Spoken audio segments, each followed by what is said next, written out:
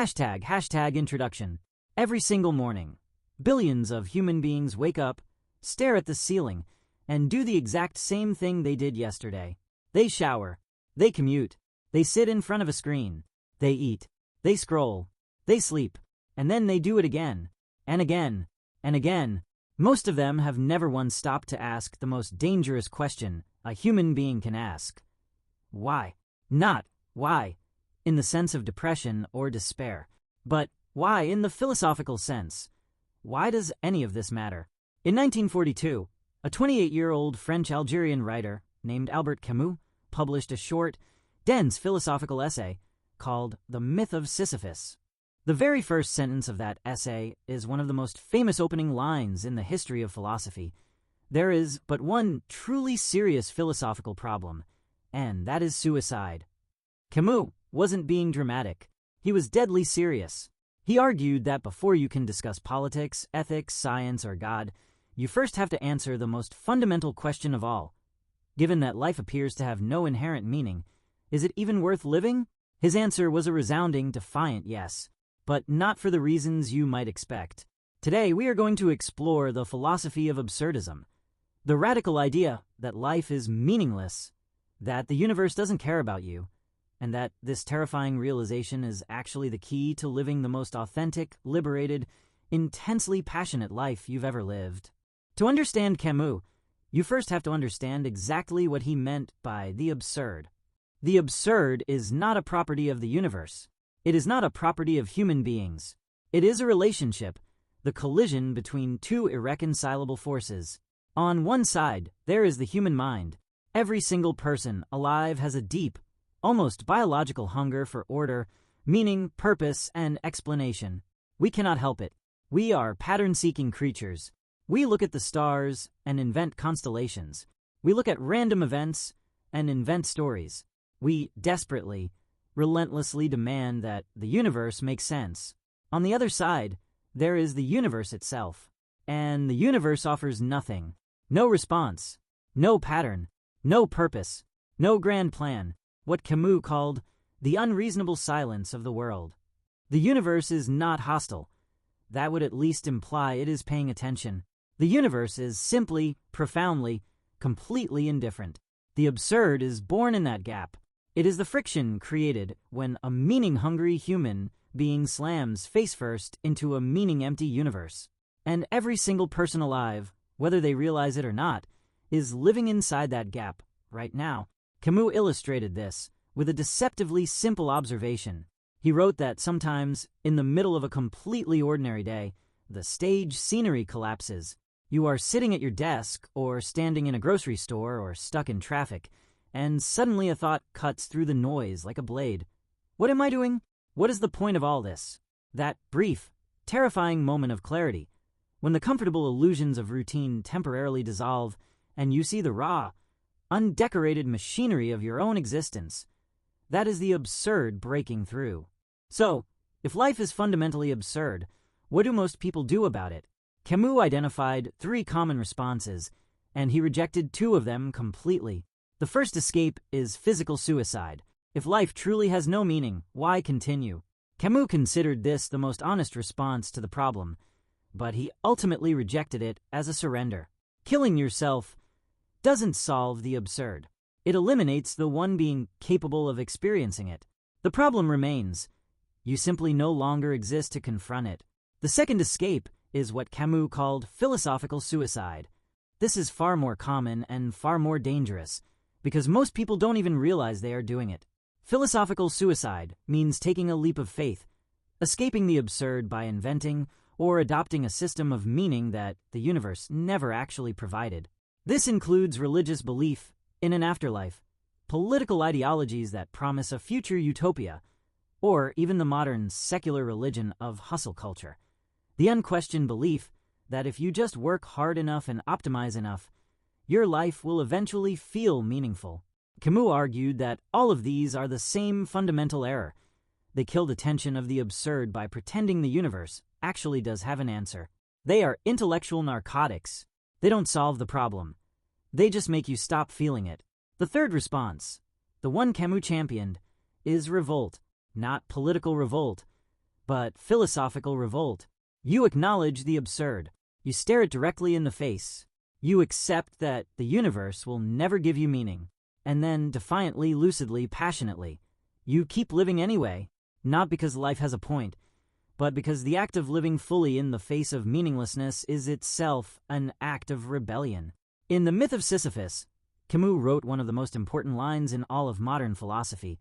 Thus I draw from the absurd three consequences, which are my revolt, my freedom, and my passion. By the mere activity of consciousness, I transform into a rule of life what was an invitation to death. Camus chose the Greek myth of Sisyphus as the perfect metaphor for the human condition. Sisyphus was a king who defied the gods. As punishment, he was condemned for all eternity to push an enormous boulder up a steep mountain. Every time he reached the top, the boulder would roll back down, and he would have to walk back down and start again, forever. This is supposed to be the most horrifying punishment imaginable. Eternal, meaningless, repetitive labor with no possibility of completion. But Camus saw something else entirely. He argued that the most important moment in the myth is not when Sisyphus is pushing the boulder. It is the moment after the boulder rolls back down, when Sisyphus turns around and begins walking back down the mountain to start again. In that brief walk down, Sisyphus is fully conscious of his fate. He knows the boulder will roll back. He knows his labor is pointless, and he chooses to descend anyway. Camus wrote, "The struggle itself toward the heights is enough to fill a man's heart. One must imagine Sisyphus happy. This is not blind optimism. This is radical, clear-eyed defiance." Sisyphus becomes what Camus called an absurd hero, not because he escapes his punishment, but because he refuses to let it break his spirit. His consciousness of the futility is precisely what makes him superior to his fate. Now apply this directly to modern life. Every Monday morning, you push the boulder up the mountain. You commute. You sit at the desk. You answer the emails. Friday comes. The boulder rolls back down. And on Monday, you do it again. The modern workplace, the 9 to 5 cycle, the quarterly targets that reset the moment you hit them. This is Sisyphus Mountain, replicated at industrial scale. The question is not whether your work has cosmic significance. It doesn't. Nothing does. The question is whether you can find liberation in that knowledge. Camus applied absurdist thinking to human relationships with devastating precision, most clearly in his 1942 novel The Stranger. The protagonist, Massault, is a man living in French Algeria. He attends his mother's funeral and does not cry. He begins a romantic relationship the very next day. He drifts through life in a state of detached emotional honesty. When he is eventually put on trial for killing a man on a beach, the prosecution doesn't focus on the murder. They focus on the fact that he didn't cry at his mother's funeral. Massault's real crime, in the eyes of society, is not violence. It is his refusal to perform the emotions that society demands. He will not pretend to grieve when he doesn't feel grief. He will not pretend to love when he doesn't feel love. He will not participate in the elaborate social theater that everyone around him treats as reality. This is the absurd applied to social life. Every single day, billions of people perform emotions they do not actually feel in order to meet expectations they never agreed to. We post curated versions of our lives on social media, not because they are true, but because they are expected. We say, "I'm fine," when we are not fine. We attend events we despise because declining would violate an invisible social contract. We construct entire personalities that exist solely for the approval of strangers. Camus would argue that this constant social performance is itself a form of philosophical suicide. You are killing your authentic self in order to maintain a comfortable illusion of belonging. The algorithm feeds you a version of reality that is designed to keep you engaged, not to tell you the truth. Your social media feed is not a window onto the world. It is a funhouse mirror designed to extract your attention. The absurdist response to this is not to become a cold, emotionless recluse. It is to stop performing. It is to have the terrifying courage to be honest about what you actually feel, even when that honesty makes other people uncomfortable. Here is the paradox at the heart of Camus philosophy that most people completely miss. The absence of meaning is not a prison. It is the only true source of freedom. If the universe has no plan for you, then no one can tell you that you are living your life wrong. If there is no cosmic scorecard, then every rigid social rule, every career ladder, every life milestone that society insists you must hit by a certain age, all of it is arbitrary. None of it is written into the fabric of reality. All of it was invented by other frightened human beings who were also trying to escape the absurd. Camus wrote in The Rebel, "The only way to deal with an unfree world is to become so absolutely free that your very existence is an act of rebellion. Once you truly accept that life is absurd, you are free to define your own values, pursue your own pleasures, and construct your own meaning, knowing full well that it is your construction, not a truth handed down from the cosmos. You can choose to be a painter, or a teacher, or a monk, or a wanderer, not because any of those paths leads to ultimate purpose, but because you freely chose them. And that choice, made with full awareness of its ultimate insignificance, is the most powerful act a human being can perform." This is what Camus meant by passion, as a consequence of the absurd. When you stop chasing an imaginary future, reward, heaven, retirement, the next promotion, and instead pour your entire being into the present moment, you experience life at a depth that most people never reach.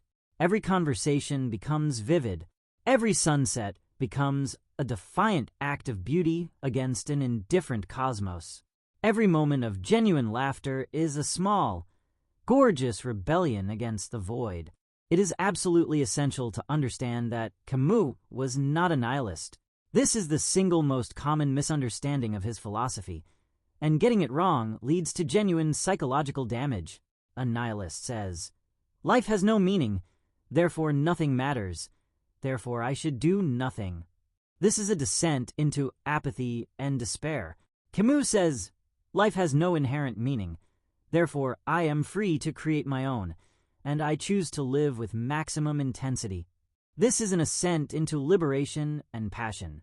The difference is consciousness and will. The nihilist uses meaninglessness as an excuse to give up. The absurdist uses meaninglessness as fuel to engage more deeply with life. Camus despised nihilism precisely because it was a passive surrender, the philosophical equivalent of lying down and waiting to die. His entire philosophy was a furious, joyful argument against surrender. Camus also explicitly rejected existentialism as practiced by his contemporary Jean-Paul Sartre, despite the two often being grouped together. Sartre argued that humans must create their own meaning through radical, anguished freedom. Camus agreed on the freedom, but rejected the anguish. For Camus, the proper response to the absurd was not tortured anxiety, but lucid, passionate engagement, even joy. The two philosophers had a bitter public falling out in 1952 after Camus published The Rebel, in which he criticized revolutionary violence and totalitarian ideologies. Sartre, who was sympathetic to Marxism, felt betrayed. They never reconciled. Camus had argued that when rebellion transforms into dogmatic revolution, when it sacrifices real, living people today for an imaginary perfect future, it becomes the very tyranny it sought to destroy. So, how do you actually apply Camus philosophy to your daily life in the modern world? First, practice radical honesty with yourself. Stop pretending your job is your passion if it is not. Stop pretending your relationships are fulfilling if they are not. The absurd demands that you see clearly without the comfortable filters of self-deception. This doesn't mean you must quit your job or leave your partner. It means you must stop lying to yourself about why you are there. Second, detach from the outcome. Camus argued that the absurd frees you from the tyranny of results. If nothing has ultimate cosmic significance, then you are free to focus entirely on the process, the effort, the experience of doing.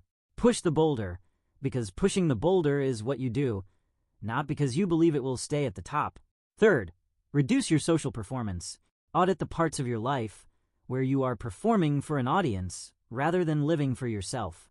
Every curated social media post, every conversation where you say what is expected rather than what is true, every life decision you made, because that's what people do.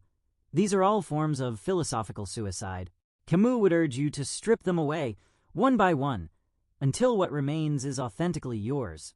Fourth, embrace the present with ferocious intensity. The absurd strips you of the future and the past. There is no afterlife to prepare for. There is no cosmic destiny to fulfill. There is only this moment right now.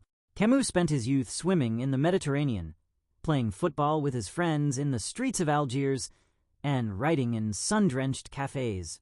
He understood, at a visceral level, that physical, embodied, sensory experience is the only antidote to the cold abstraction of meaninglessness. Fifth, create without expectation. Camus won the Nobel Prize in Literature in 1957 at the age of 44, making him the second youngest recipient at the time. But he didn't write in order to win prizes. He wrote because the act of creation, of shaping raw experience into language, was his personal form of revolt against the silence of the universe. Create your art, build your projects, write your thoughts. Not because anyone will remember them in 100 years, but because the act of creation is itself the point. Albert Camus died on January 4th, 1960, at the age of 46, in a car accident on a country road in France. In his coat pocket, they found an unused train ticket. He had planned to take the train home, but changed his mind at the last moment. There is no lesson in that irony, no cosmic meaning to extract. It is simply what happened, random, arbitrary, absurd. And that is precisely Camus' point. You are alive, right now, not because the universe intended it, not because a grand plan required it. You are alive by accident, in a cosmos that does not know your name and never will, and that, according to Albert Camus, is the most liberating truth you will ever hear. You are free, completely, terrifyingly, beautifully free. The boulder is waiting at the bottom of the mountain. The question is not whether you will push it. You will. The question is whether you will smile as you do. One must imagine Sisyphus happy.